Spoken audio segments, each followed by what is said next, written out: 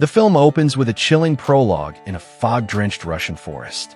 A terrified mother searches for her missing daughter, only to find ashes in a circle of bones. The camera pans upward to show the faint silhouette of a crooked house with massive chicken legs vanishing into the mist. Local villagers, huddled in candlelight, whisper of Baba Yaga, the witch who feeds on children's souls and traps their shadows in her house. Cut to Moscow. Dr. Elena Morozova, a respected folklore professor in her 30s, gives a lecture about Slavic mythology. After class, she receives a package, an old journal filled with sketches of a walking house, signed by a researcher who vanished decades ago. A handwritten note reads, "The House of Shadows is real. Find it before it finds you." Driven by curiosity, she heads to the rural region where the journal originated. In a rundown village near the forest, Elena meets an old hermit named Ivan. His face is scarred, and his eyes burn with fear. He warns her, the house does not wait.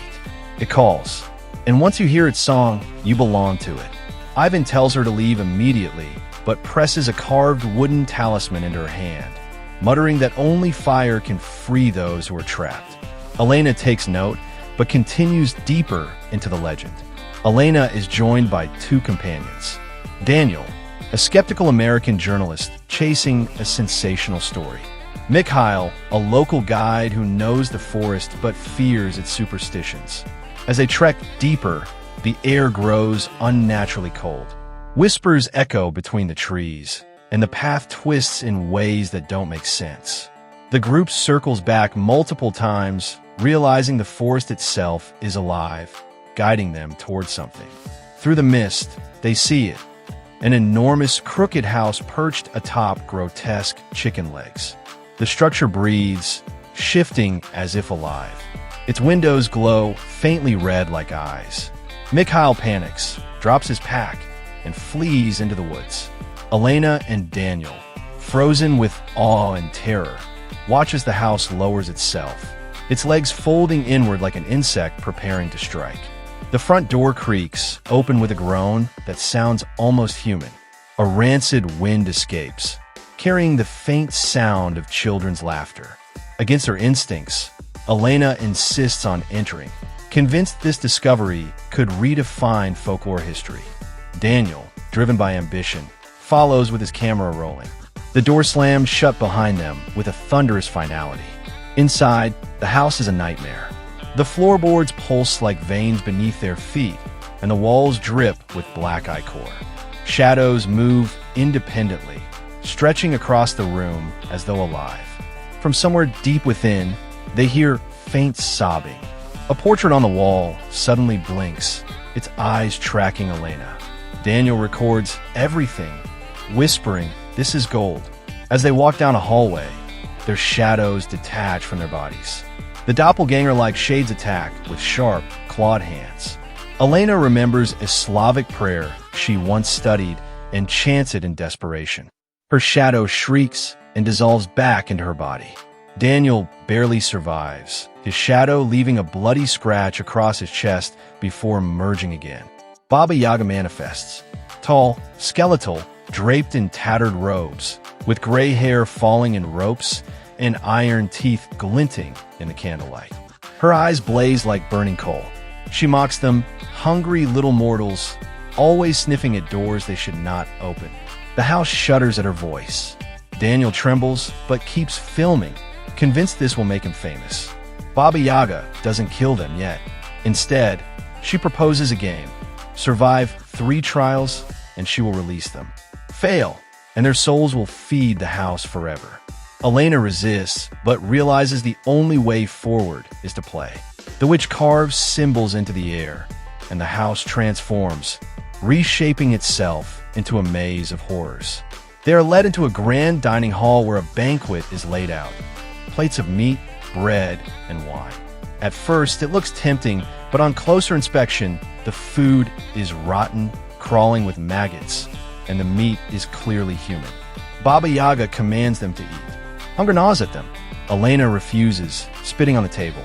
Daniel, desperate and shaking, eats a piece of meat.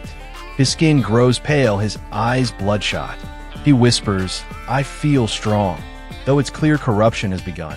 In a chamber lined with mirrors, they see reflections of their darkest sins.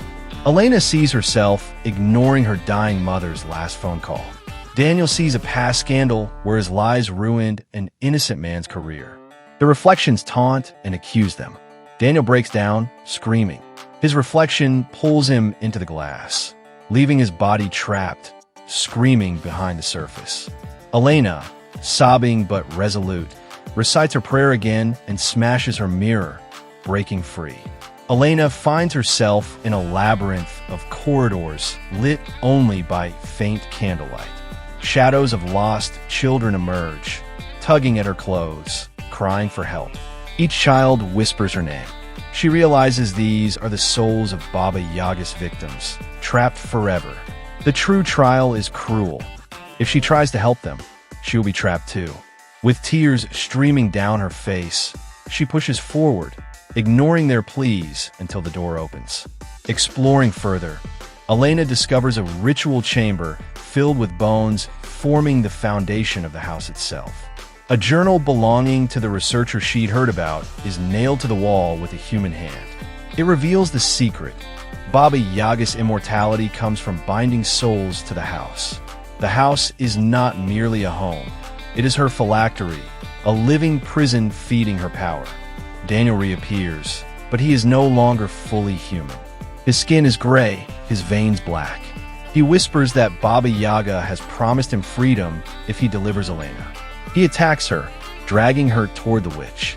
Elena pleads with him, but his humanity is gone. Baba Yaga laughs and betrays Daniel, consuming him in front of Elena, his body torn apart into a cloud of screaming shadows.